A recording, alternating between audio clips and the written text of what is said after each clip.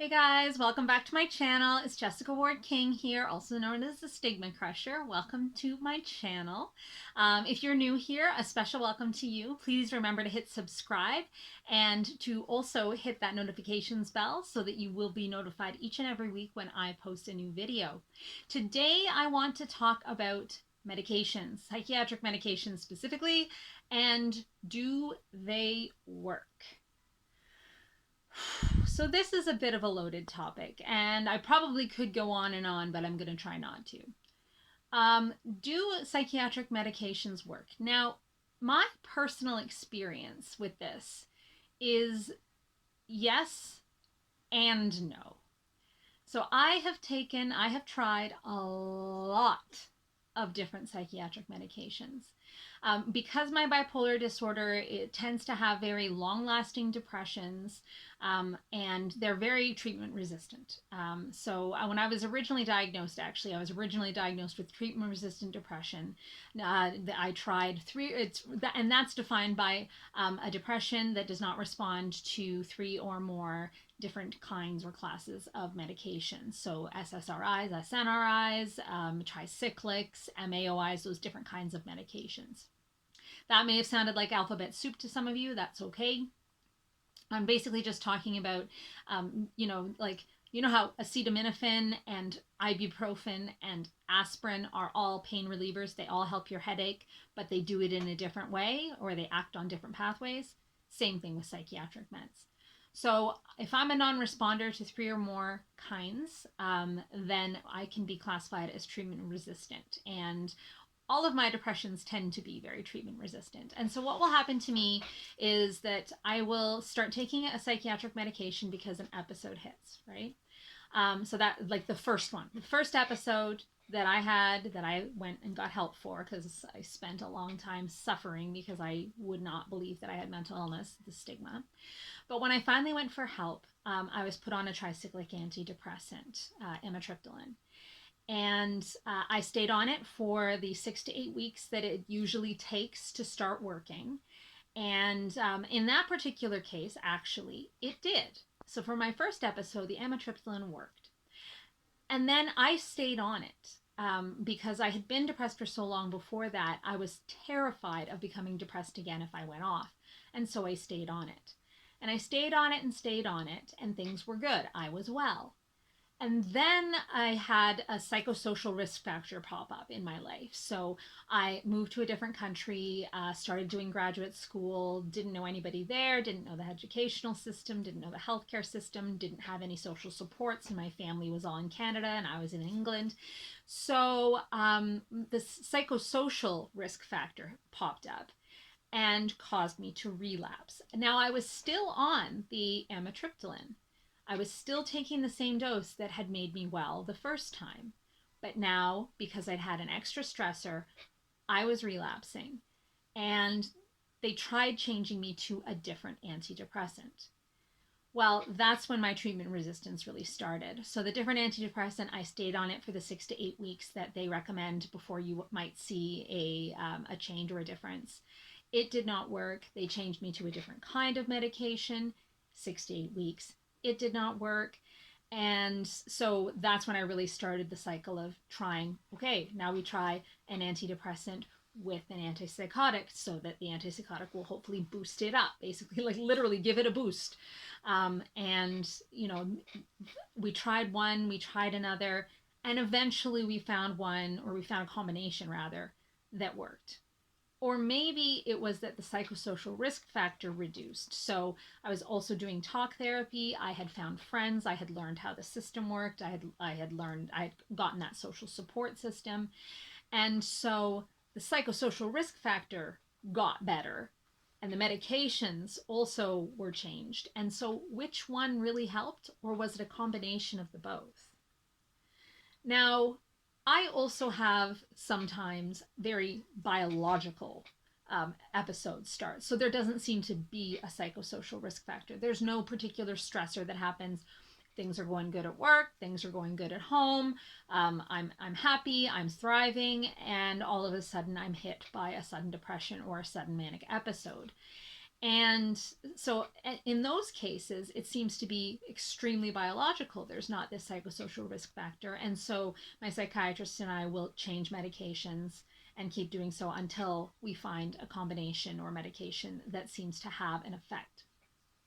And so, for example, in this last depressive episode that I had, which lasted for 2.5 years throughout the entirety of COVID until basically August, I tried, oh God, there had to be at least 30 different medications, combinations. I tried everything from, changing the antidepressant to trying ketamine to trying a dopaminergic medication that helps Parkinson's patients. Like I tried everything.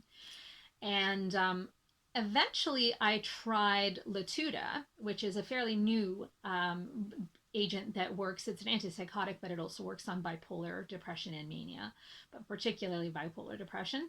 And I tried it and I had an immediate response to it, but then I was trying another treatment. And so I had kind of abandoned it before its 6 to 8 week period.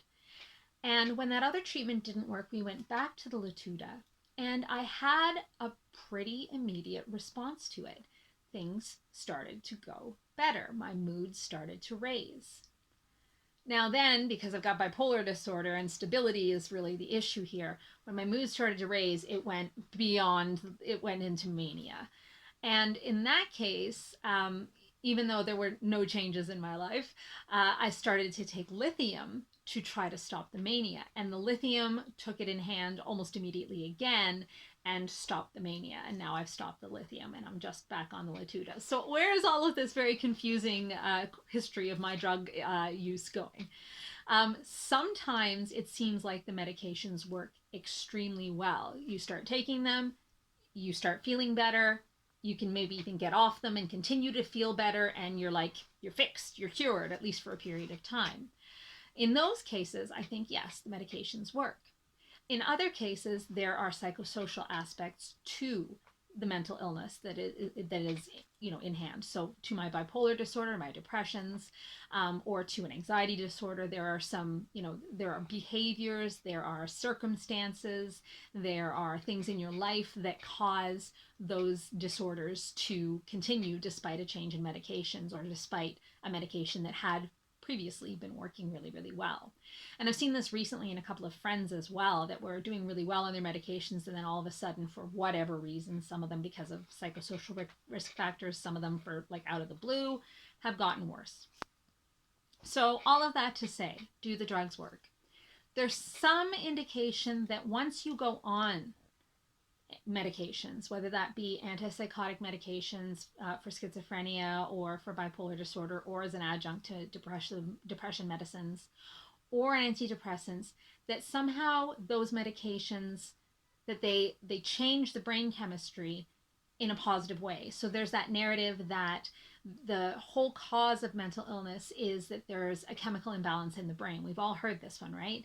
And antidepressants in particular, they increase serotonin, right? And norepinephrine in the brain. And that's why a lot of us will have, serotonin tattoos that represent our depression. And there's some indication that that's the case. These medications, when we do lab tests, do raise the level of serotonin in between the nerves. And there's some indication that that might be what's going on in depression. However, if that was what was going on, why does it take 6 to 8 weeks to work? Because it raises the levels of serotonin immediately. So why does it take 6 to 8 weeks to work in some cases? Some people respond right away, but some people it takes 6 to 8 weeks.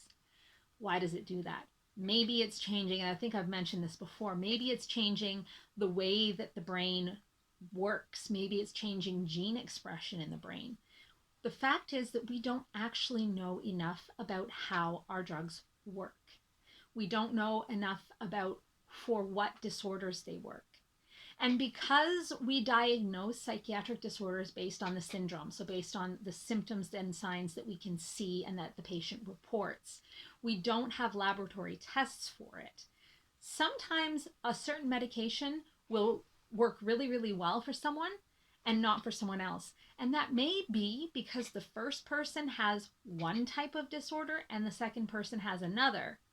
but we're lumping them all into the same category based on their symptoms and signs. And I have mentioned this before, think about like COVID, for example. How do the symptoms of COVID not look like the symptoms of the flu or the symptoms of the common cold that we had before COVID even existed? They all tend to look the same. There may be some distinguishing factors, but I know when I had COVID, I could take the test, took the PCR test, said I had COVID, it really looked like the common cold. So if I hadn't taken that test, I would have done the same thing that I did, drank, lemon tea with honey, taken anti or decongestants to help with the congestion so I could sleep, take my NyQuil, my Dayquil, whatever, and lay in bed, drink hot tea, some chicken noodle soup, and ride it out. And that's what we don't know in terms of our medications. Are all of the depressions that we see all the same disorder, the same disease? And if they were, wouldn't the medications reliably affect all of the people with that same disease in the same way, right? So when you give someone antibiotics, it fights the infection. But when you give someone antidepressants, sometimes it fights the depression and sometimes it doesn't. So this is a really complicated issue. And I find that the reason that I wanted to talk about it is because it's very disheartening for people. Because it takes so long to get onto a medication, you have to titrate up. So you take a small dose for a week, and then a little bit bigger of a dose for a week, and then a little bit bigger for a week, until you get to the dose that your doctor wants you to be at. And then you have to stay at that dose for 6 to 8 weeks to see if it's going to work. And then if it doesn't work, you have to titrate off. So go down on the dose a little bit, and then down for another week, and then down for another week. Start again. And so people, when they find that the first medication doesn't work, and maybe the second medication doesn't work, they get really disheartened. They get really discouraged. And it starts to reduce trust in psychiatry as a medical science. Now, for me, I believe in psychiatry because I'm a scientist, and I know that the studies have been done, that there are positive effects. I'm not one of those anti-psychiatry folks. I'm not one of the people that's like, big pharma has gotten us addicted to drugs. There are those people, there are those authors, and there are those scientists that look at it in that way. I'm not one of them. I have experienced psychiatric drugs working. I've experienced them not working as well. So there's two aspects to this. There's that disease aspect and what we're treating, and there's also the psychosocial risk factors, and I want to tie those two together. So we know that psychiatric disorders are not just changes in the brain, that like completely, like a brain floating in liquid somewhere without a social world. We know that they're whole person disorders. And so while the brain can affect behavior in the way that you feel, the way that you feel and behave can affect your brain as well. And so if there are things in your life that are challenges, that are those psychosocial risk factors, so they could be psychological, the way that you talk to yourself, the way that you treat yourself, the way that you think. They could be social, so it could be your interactions. It could be that you've broken up with your partner. It could be that someone in your life has died. You're dealing with grief. It could be that your work is not going well. It could be any of these things. It could just be change. It could be getting married, having a baby, buying a new house. Even positive stressors are stressors on the brain.